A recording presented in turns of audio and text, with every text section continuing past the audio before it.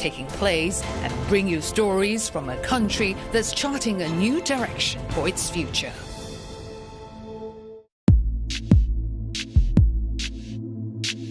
As I live my life, I am increasingly surprised by my strength, my determination, by the power of my beliefs. I find reward in the honesty of my endeavors, proud of what I have achieved, and convinced there is much more I can do.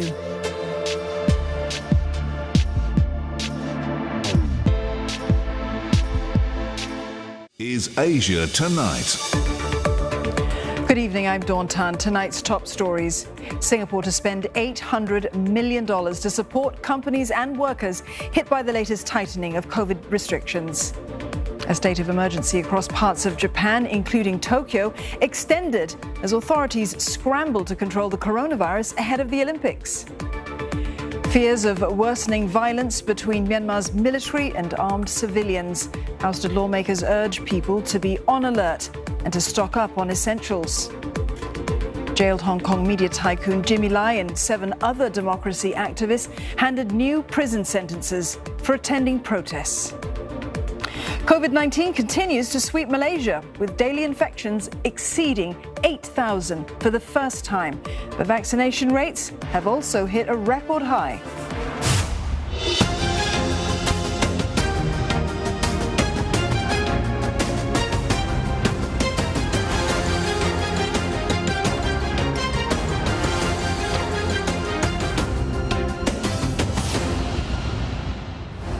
I'm Steve Lai. Also tonight, 7 million people back in lockdown as Victoria returns to tough coronavirus curbs for a week.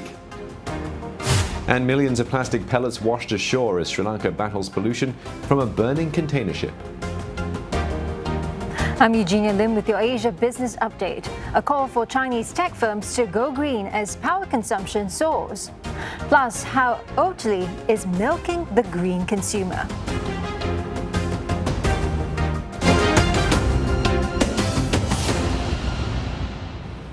Singapore is set to spend another $800 million supporting companies and workers that have been hit by tighter COVID-19 restrictions.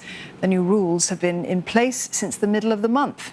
Dining in at restaurants isn't allowed, and some businesses have been forced to shut until the 13th of June. Included are indoor gyms and fitness studios. Now, to help them, 50% of wage support will be offered until the middle of next month, and that also applies to those in the performing arts and F&B sectors. Some businesses not required to close, but still significantly affected, will receive 30% wage support. Included in that list are shops, cinemas, beauty salons and spas.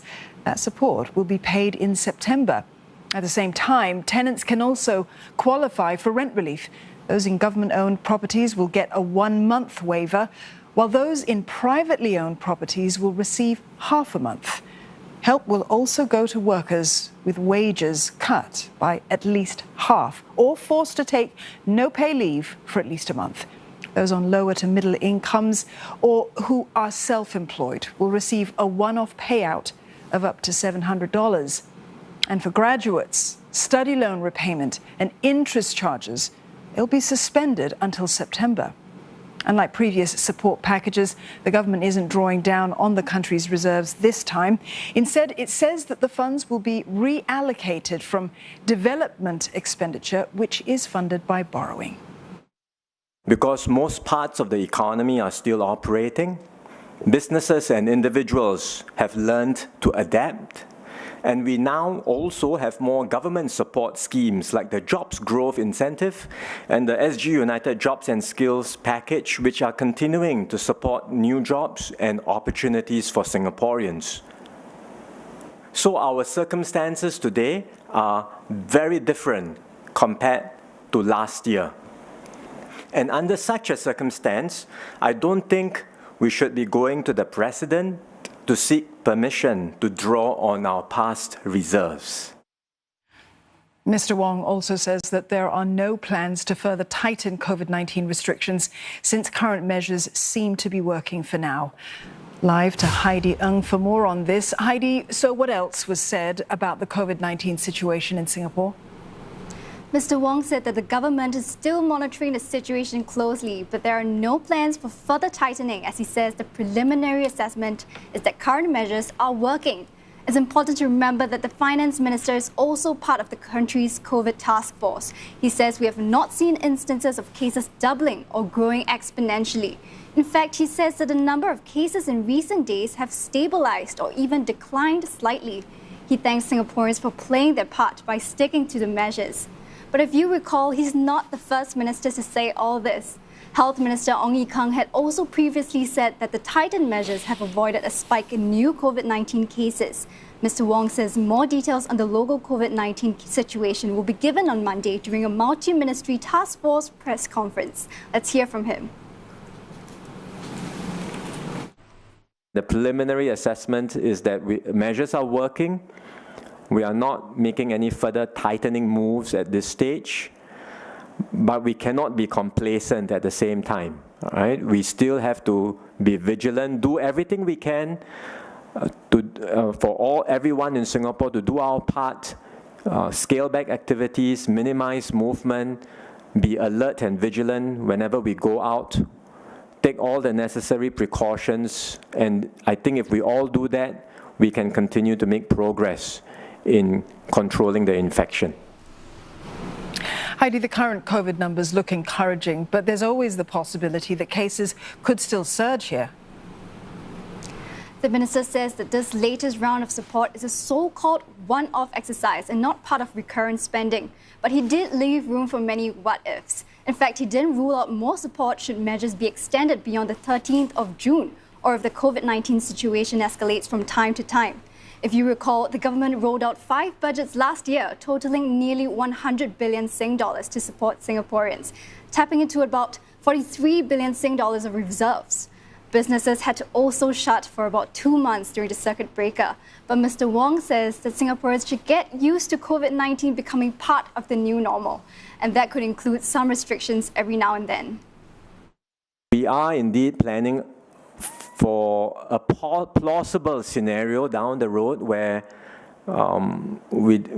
scientists around the world perhaps come to the conclusion that it's not going to be possible to eradicate this virus, it's never going to go away, and we then have to learn to live with it.